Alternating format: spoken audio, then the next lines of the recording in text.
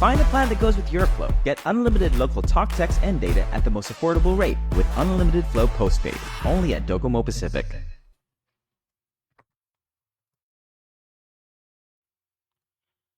Try Wendy's deliciously indulgent mushroom bacon cheeseburger made with juicy beef, crispy applewood smoked bacon, savory roasted mushrooms, Munster cheese, and a creamy garlic spread, all on a soft toasted bun. Make it a combo and try it in a double or triple. Wendy's. Good done right. Beat the heat and indulge in fruity cold smoothies at Cold Stone Creamery today. And if you're looking for a healthier alternative, they've got an acai bowl packed with fruits for a refreshing holiday from the hot sun and whatever is stressing you out. Take the family, treat your friends, or hog it all to yourself. Cold Stone Creamery, the ultimate ice cream experience.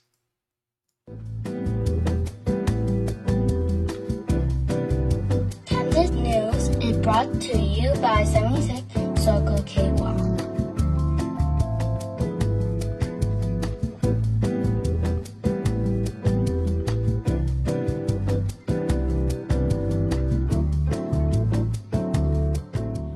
Hello, my dear friends. It is 4:45 p.m. on Friday, January 17th, 2025. Good afternoon. My name is Troy Torres, and thank you so much for joining me for today's video editorial. The attachment, of course, the written editorial is there for you to see. And the Attorney General, whether he meant to or not, raised to the forefront the most serious of issues here on this island, really the only issue that I think in the long term matters the most. I mean, we have issues of drug use, a poor economy, tourism hanging in the balance. There might be financial issues once the Trump tax cuts come or the tariffs come, and that's to be dealt with. There are the issues of our security. There are so many different issues, public education, Guam Memorial Hospital, building of Simon Sanchez, and all that stuff, right? But if we can have a governor, a legislature, a government that makes it its priority over a certain number of years to institute policies for the long-term economic development of this island predicated upon the fight against poverty, we can make the greatest difference for the future generations. And so when the Attorney General, Douglas Moylan, came out with his new campaign, his new billboards, it's come across as an anti-panhandling campaign, but the conversation that it has sparked, I think, is useful to us and will be useful to the public discourse. And I hope this kind of conversation continues. And I'm not saying that I agree with the billboards or his panhandling campaign. As you'll see in my editorial, I somewhat disagree, or somewhat a lot disagree, with how he's going about things. And I'll read to you my editorial. And I cannot speak about this issue of poverty, talk about the poor, without becoming very emotional. So when it comes to this portion, I hope you bear with me that I would rather read what I wrote rather than go off the cuff, because I will break down and I will ugly cry in front of you, and I don't want to do that. But before I do that, I want to show you some of the footage that our Eric Rosario and Isaac Babu a couple of years ago took of one of the shanty towns. And if you are, and it's very likely that if you're listening to this, you are among the majority of the people of this island who live below the 200% threshold of the poverty line. There is a good likelihood that you live below the poverty line, and there is a likelihood that you have witnessed abject poverty in this island, but it's not in our faces all the time. Aside from the panhandlers and the people who roam the streets in Agana and Tumon, you might not have actually really seen the true living conditions of thousands of our people living in abject poverty. And so I want to show you that, so that in case you've never seen this, you have a greater understanding and appreciation for what many of our people go through.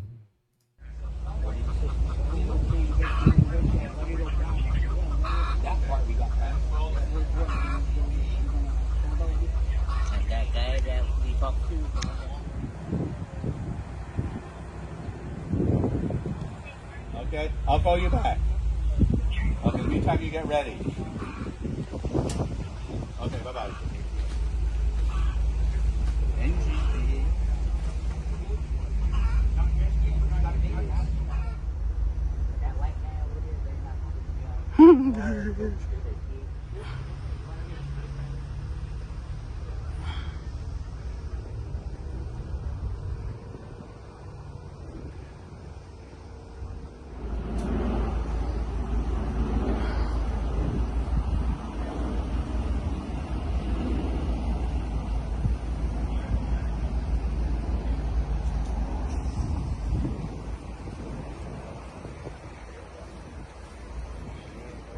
Puppy. You're gonna find your place to stay, pup?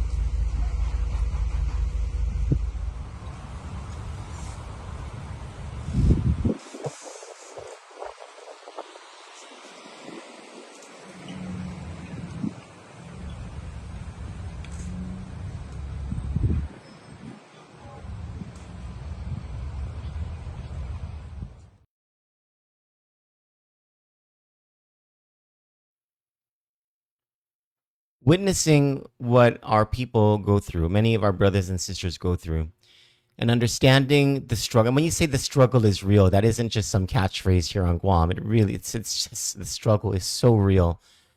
Anyone who pays rent, anyone who got a mortgage over the last 5 years, anyone who buys groceries outside of the commissary, everyone who has had to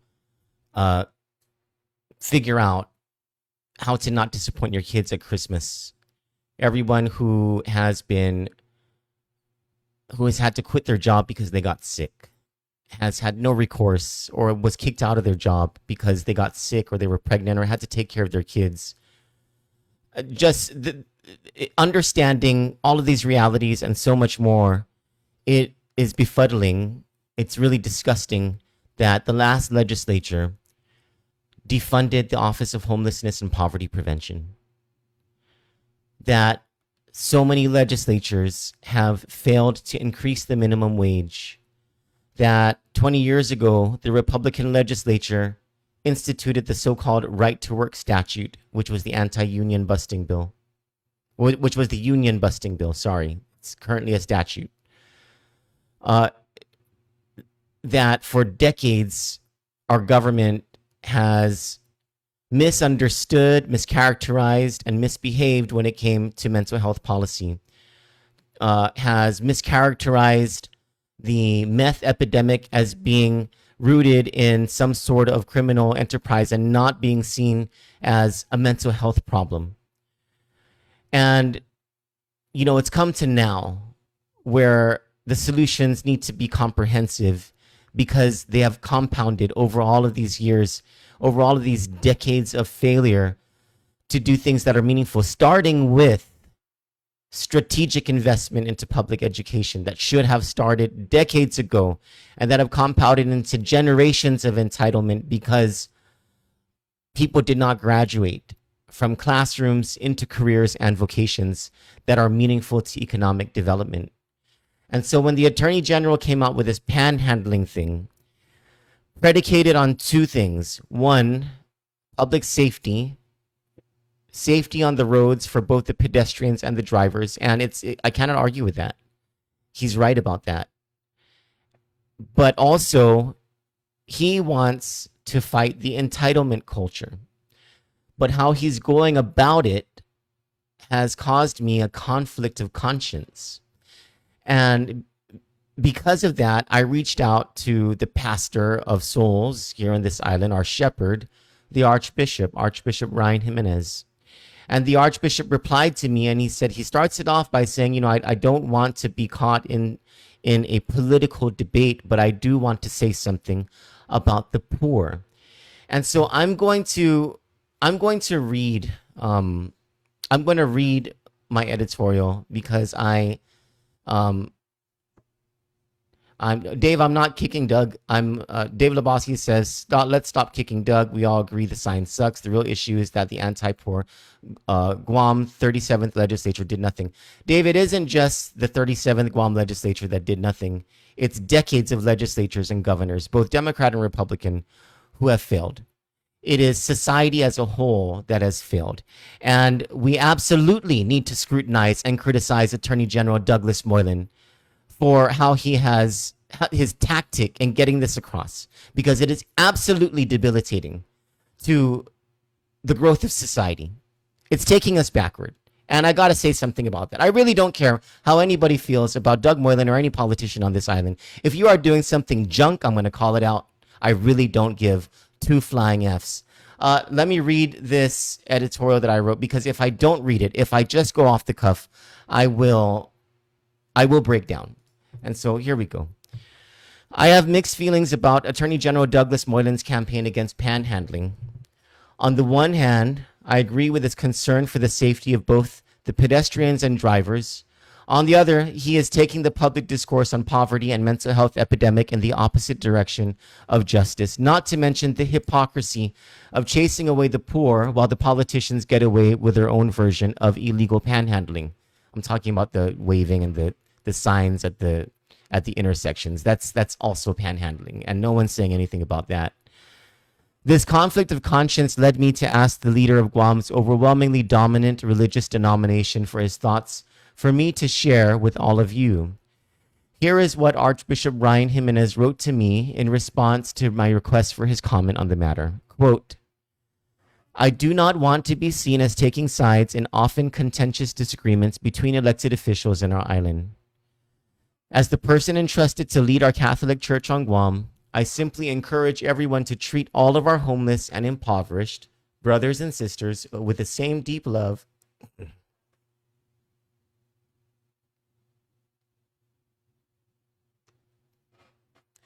and compassion that our Creator has for them.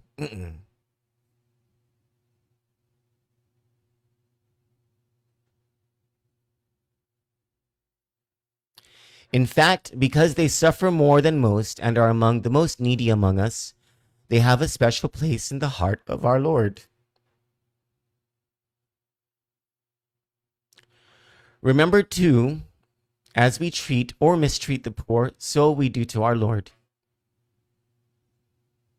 Quoting from Matthew 25:40, truly I tell you,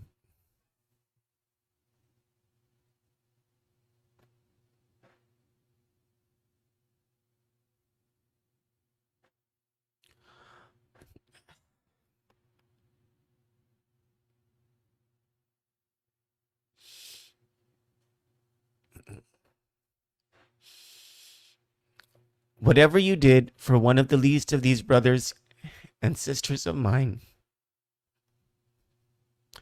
you did for me. End quote.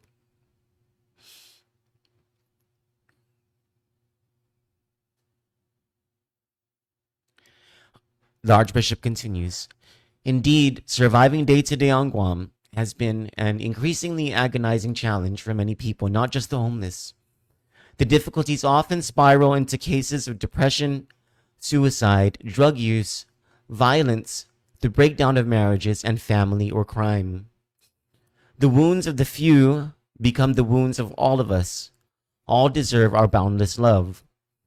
So the government, churches, private sector, and all partners in our community need to devote more resources to help those in need. However, we must always do so with the utmost respect for the dignity of the persons who have fallen and are suffering, for theirs is the face of God. End quote. That was the message from Archbishop Ryan Jimenez. So let me continue with my editorial. The Archbishop's call for social justice rooted in compassion for the poor should be the predicate of policy and enforcement in our government. It is mind-boggling that this even has to be said. There was a time in Guam when families opened their homes and enjoined society in a culture of reciprocity that needed no nudge from public policy and political governance. Granted, that was when poverty was not so much of an issue as it is today. It also was in a time when the meth epidemic did not exist and mental health was misunderstood and its disorders swept under the rug. Now these issues compound on us, with those living under the poverty line treated and looked upon as akin to the excrement of society. But it is societal and political waste born from decades of ignorance about mental health, no strategic investment in public education, cronyism, corruption, regressive tax policy, pitiful minimum wage, anti-union statutes, increased disease, absence of health coverage for thousands, and the perverse incentives of the welfare system that have systematically plunged tens of thousands into poverty and created an entitlement culture. The Attorney General is not wrong about the impact of entitlements and poverty, but he is missing all the other causes, the big picture, or otherwise assigning that big picture and blame for missing it to the governor alone. We, the people and the government we elect and empower, are responsible for these same impoverished conditions that the government, through the Attorney General, now wields its power to beat down further. Sure, everyone, including those living under the poverty line, can make better decisions. Perhaps many dependent on entitlements can work harder. But even if every able-bodied, able-minded resident living under the poverty line pulled themselves up by their bootstraps, as the saying goes, there simply is not enough opportunity, as they say, to go around. We are talking about decades of failure to educate generations of Guamanians and immigrants from public school classrooms into careers and vocations that would grow the economy. Decades of tax policy that has rewarded the rich while balancing that effect on the annual budget on the backs of the poor with regressive taxes like the business privilege tax. Decades of increasing health problems gapped by an increasing number of people without adequate health insurance coverage. Centuries of misunderstanding of mental health disease and decades of treating the meth epidemic as a criminal problem rather than a mental health issue. Decades of an attitude of acceptance of corruption and cronyism. Our government is quick to banish the unsightly poor from asking the driving public for their charity, but drags its feet at the insistence and threats of the oligarchy when it comes to the minimum wage. Workers stand no chance against a system that privileges the connected and the sociopaths, while boxing out ethical people who will lose their jobs and their livelihood for being sick too often, needing to take time off to give birth and spend time with a newborn, or are taxed to the bone by the burdens of this not-so-friendly economy. How many of your children will have a fighting chance at owning a home, much less affording current market rates for rent? Will your children and grandchildren fall victim to a government that punishes them for the conditions this same government created and failed to reverse? Will they find themselves homeless, battling mental health disease without therapy, fighting to survive medical conditions for which they cannot afford prescription drugs, or trading in their integrity and their souls so that they can survive on the better end of our endemic system of cronyism?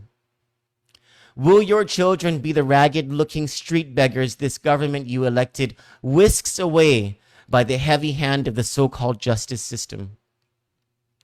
Archbishop Jimenez's message speaks to a great need for charity, not just from the haves to the have-nots, but in our hearts and by our actions, both as individuals and as members of the body politic. The Attorney General's panhandling campaign must be limited to a law enforcement effort to have the panhandlers comply with the law and ask for money according to the safety standards the legislature has stipulated. But more, much, much more must be done by both society and the government we elect to lift people out of poverty. The solutions are comprehensive, but our reward for instituting them and working toward this goal is, and there is no other way of putting this, eternal. God bless you all. Thank you so much for joining me in this Friday episode of Candid News and Views. I love you all. and I hope we do better as a society.